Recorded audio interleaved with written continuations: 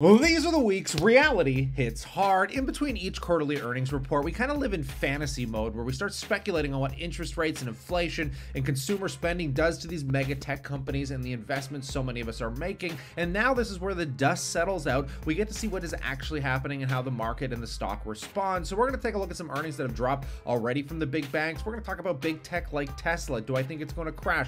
Do I think it's a buying opportunity here, along with some consumer staples? And that is a conversation you'd appreciate. Damn it, hit that like button because it's all I'm asking you to do here. But getting into it, where I'm paying most attention, obviously first and foremost, the big banks. The big banks give us insight into mortgages and credit card defaults and what the underlying consumer is dealing with these headwinds of higher interest rates. But Charles Schwab posted this morning. We'll talk about that as more of a regional bank, and then we're going to get into JP Morgan that posted. But Tuesday, Bank of America, Goldman Sachs. I mean, Bank of America is a big holding for the Buffett out there. But then you got things like Lockheed Martin during these geopolitical events. You got Johnson & Johnson, a pharma company, in here. Midweek, I'm very intrigued because ASML has some fascinating news we're going to discuss with some competition. Procter & Gamble, Netflix. Tesla's going to be my biggest paying attention to kind of stock. I want to buy it, but I think it's going to potentially crash. Don't know if that's true. I'll talk about that in a minute here. But we got Thursday with AT&T and more of the big chip makers like TSM. Now, damn it, let's get into this with Charles Schwab because, oh my God, you might remember Steve Eisman was going off about how you do not want to own regional banks. They're garbage. Buy the big banks. Maybe,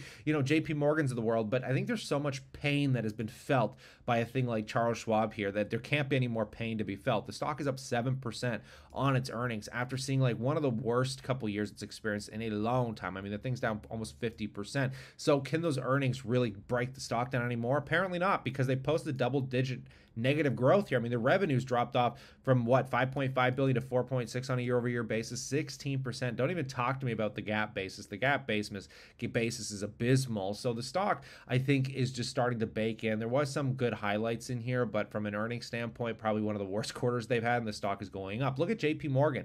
Now, the big banks are a little bit more cushioned, diversified. They're not, I don't think they just have the same kind of loan risk, but you take a look, and JP Morgan has just been steady Eddie up to the right. Nice 10% gain for the year. Decent dividend, and it's trading down at what I think is starting to continue to be a value play for these guys. I mean, you take a look at the last 5 days, it is trading up on the earnings report, and Jamie Dimon, I've kind of got a feel out for this dude. He always talks about the headwinds. He's always like, this is the most dangerous time as banks report big profits. And I think Jamie's one of those guys that likes to just put the bad stuff in your face and say, look at how terrible, let me jam it down your throat. The world's falling apart. Things are horrible, but we're stable. I've made this company incredible. You want to own JP Morgan Chase. Yeah, it's so funny because he always finds a way to spin it where JP Morgan is strong and resilient against one of these horrifying markets. It's a good way to play on fear, I think, but he always seems to play it that way. And again, it is kind of working to their favor here. I mean, look at net revenues. I mean, 18.3 billion versus 17.2 billion just the quarter prior, and on a year prior basis here, or Q3 of 2022, 14.2 billion. This thing is growing basically on a quarter-over-quarter basis, even from the net income standpoint. So JP Morgan's got this, man. And obviously, this is all related to the higher interest rate market. Home lending, I highly doubt there's been more home lending than there has been when the interest rates were lower, but because the rates are higher, that home lending is leading to more interest income. Same with, card services and auto going from 5.7 billion. Like, I mean, you just see these growing on a, this is what I keep telling you guys about interest rates benefiting banks. Presuming the economy is stable and there's no like epic collapse going on, usually the banks will perform exceptionally well besides the provision for credit losses, right? Because the credit losses are what the banks put aside to protect quality loans. It doesn't mean they've necessarily defaulted at all. It's just money set aside, right? And we can see basically the provision for credit losses have actually been going down with this company. I mean, we're seeing a drop off, and actually with most of the banks, I think we're heading into a cycle now where perhaps they put enough money aside and we can start seeing that stuff bake into the bottom line. But honestly, on a year-over-year basis, they put less provisions for credit losses than they did this time last year. So that is pretty good news all in all. So the banks, again, I'm telling you, the big ones that are resilient through this are going to start to print. It's one of my biggest bullish predictions here. And you take a look, if you're a dividend investor, man, they just raised the dividend to $1.05, right? I mean, we're continuing to see incredible dividend growth, considering 10 years ago you got 30 cents. Today you're at $1.05. You're talking about a tripling of the dividend. And again, Bank of America is coming out, so we're going to watch that because, it's one of the biggest holdings for Warren Buffett, and it's been absolutely calamitized. It's calamity, baby. It's falling apart. It's down 45%, and it is also a mega bank, so I'm surprised that it's able to trade at a price to earnings multiple of 7 9.7, considering Charles Schwab trades at 15 and JP Morgan trades at a 9. And that is all things considered. Looking at Bank of America's last earnings, it has also been on a steady incline. Like, it has actually been performing very well through this market environment. So I'm blown away to see kind of what the performance is, if it can blow out these last couple of quarters here, because we can see it's been relatively flatlining, but definitely up on a year-over-year basis, right? So it'll be nice to see what happens. So let's get into the chip side of this, because I always said that if I could go back to school and do it all over again, I would love to work for these chip makers, because they are the new oil. They run the entire planet. ASML, Taiwan Semiconductors. I mean, there's only a handful of basically monopolies, of giants, of God knows, like mafia kind of cartel like companies that are controlling basically every electronic, from like probably the lights in your house to your computers to even my desk is electronic, and those chips are coming from very few companies. And ASML has been trading down about 20%, and there's good reason for it. For the first time ever, you know, people thought this Dutch company was undisruptable. They put so much time and effort into their technology, but this really goes to show what Warren Buffett was saying, is they won't buy these because in time things tend to change. And somehow Canon, of all companies, which year to date is performing exceptionally well, this is the camera company, is coming back with a vengeance, because apparently, you know, which is known for its camera, launches ASML Challenge with a machine to make the most advanced chips. They are starting to compete at the same micro scale as ASML when it comes to these lithography machines. I mean, these nanometers are incredibly small, because apparently they're able to manufacture semiconductors at 5 nanometers and below, with basically going as small as 2 nanometers, which should really put things into perspective here, because I mean, they really kind of context this with the Apple iPhone 15 Pro Max is a 3 nanometer semiconductor. So they're making chips at the level of, you know, Apple's kind of competitive nature. So this is really intriguing to me, and it's something I'm going to dive a lot farther into. So we're going to get earnings, and we're going to get to hear into some of, you know, because those machines cost like $250 million.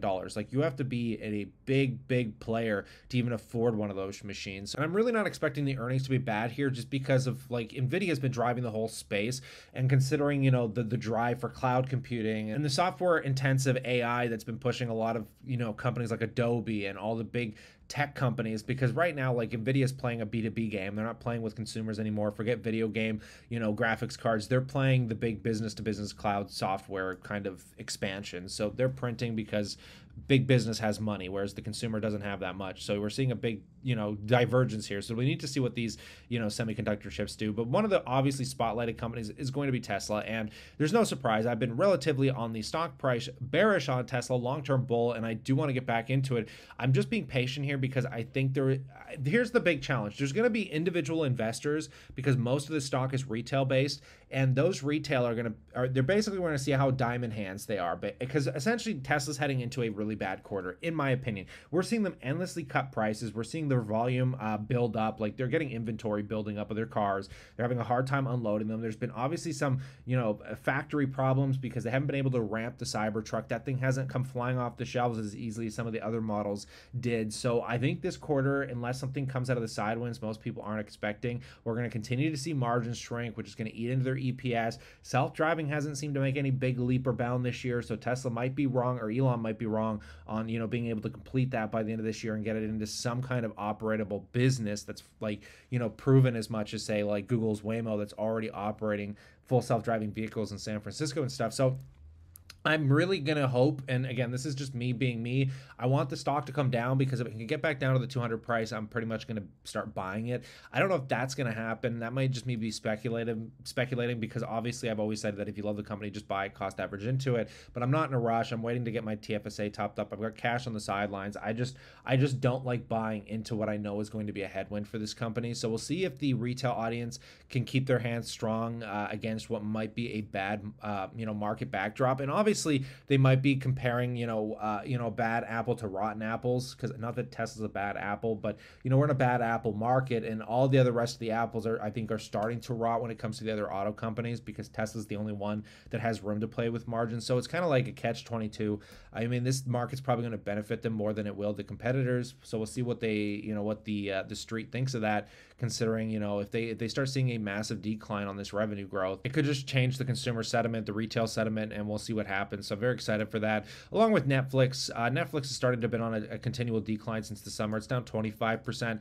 I hate Netflix. I've never liked it as a stock to want to own. I'm really intrigued by how many people like this company when, again, YouTube, I think, is the superior company in the streaming space. And I don't know how people get up in arms thinking, Netflix again, it's offered great returns, don't get me wrong, but in this current era with so much competition and no moat, Netflix has absolutely no moat, and they're just competing and struggling with everybody else to just pay arm and a leg for content, when YouTube has the biggest uprising stars we've ever seen, billion-dollar brands, Mr. Beast.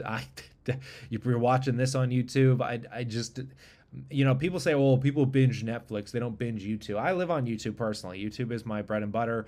I don't really watch Netflix. I would guarantee you I watch more YouTube than I watch Netflix. So, and again, their revenues have been dying off. I mean, we're talking about single-digit revenue growth here for a company that's trading at a 37 times multiple.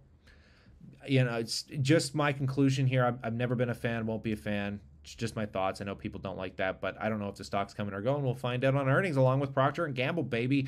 Toilet paper, consumer spending. Let's go. This is the stock we want to look at. So I think Procter & Gamble is actually coming out, midweek here. So we're going to get that on Wednesday. And Procter & Gamble is another one of these stocks that will really tell us just, what the consumer is doing. And, obviously these companies are the recession-proof stocks because, people always buy what they need, not what they want. We've been seeing that with like the Pepsi, Pepsi posted, and their volume has been slowly, deteriorating, but they've been increasing prices to kind of combat that. So, because again, no one wants to spend $5 or $6 on a bag of chips.